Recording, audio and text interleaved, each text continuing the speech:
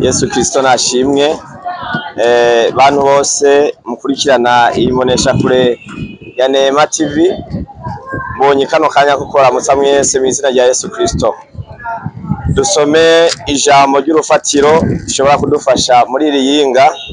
Ijambo dusoma muri iki gitabo cy'ibyakozwe n'intumwa, igice cyaho ca 10, turahera ku murongo wa mbere tugeze ku murongo wa gatatu. I Kayisariya hari umuntu yitwa Koruneliyo, umugabisha w'abasodijana wo mu ngabo zitwa Abanyetariyo. Yari umuntu yubaha Imana, akayitinyana nabo mu nzu yiwe bose. Yagirira abantu ubuntu bwinshi, agasenga Imana ubudasiba. Gatatu, abona yeretswe imbona nkubone umumarayika w'Imana yinjiye iwe hari isaha 9 z'umunsi. Aramuhamagara ati Koruneliyo, nawe amukanurira amaso afise ubwoba. Aramubaza ati nikiga mwami? Aramwishura ati gusenga kwawe n'ubuntu vyaduze n'ubuntu bwawe vyaduze biba icibutso imbere y'Imana. None rero tuma abantu Yopa, utume ko umuntu yitwa Simoni ariwe Petero, asembereye kwa Simoni umuhazi w'insato, urugo rwiwe ruri ruhande y'ikiyaga. Iri jambo ry'urufatiro ngomba tuvugane ku bintu bine vyo kugendera ko muri iyi ndwi, baba abantu bari mu rugo, baba ari abantu bubatse, baba ari abapapa, baba ari abamama, canke umuntu wese ari muri urugendo ruja mu ijuru. Uyu muntu Koruneliyo yari umunyamahanga, ariko yari afise ibintu bine bibiri yimuvuga ko kandi vyiza. Nuko ubwa mbere yari umuntu yubaha Imana, akagira abantu ubuntu bwinshi, agasenga Imana ubudasiba. Kandi uyu Koruneliyo ikindi kintu camuranga nuko iyo Mana mu kuyubaha yayitinyana nabo mu nzu yiwe bose.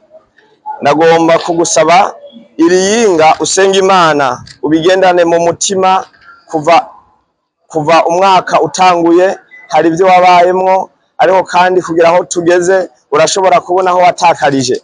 Ariko ukwiye kugira ibintu bine bikuranga nk'umuntu ariko araja mu ijuru: kuba uri umuntu yubaha Imana, ukayitinyana nabo mu nzu yawe bose, ukagira ubuntu bwinshi, ugasenga ubudasiba.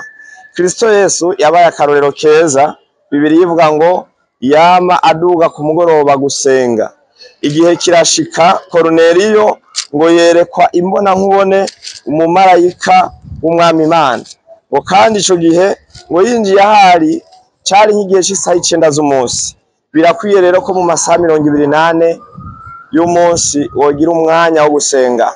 Ariko isaha 9 niyo saha Imana yagendereramwo Adamu na Eva. Iyo saha 9 ni ya saha Yesu ashitse ko yacikaniyeko, aravuga ngo vyose birarangiye ibyo gucungura abantu. Ugira isaha usengerako. Ndakugabiye isaha 9 oro uyisengako, kuko niyo saha umumarayika Mikaeli akunda kuza agatabarira ko abantu.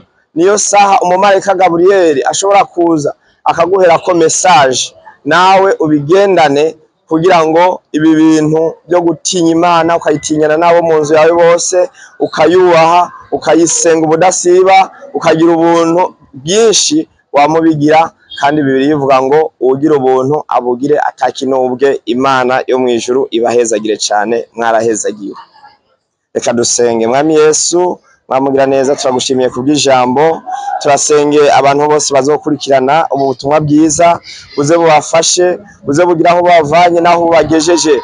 Kubw'imbonesha kure Mana, turasenze witerambere ryo mu mitima reshize kwaguka, kuko turi mu rugendo tuja mu ijuru. Kandi iyo tuja niho kandi haragendwa, kandi n'ibimenyetso birerekana yuko ishengero tugeze mu ishengero ryo ku mugoroba.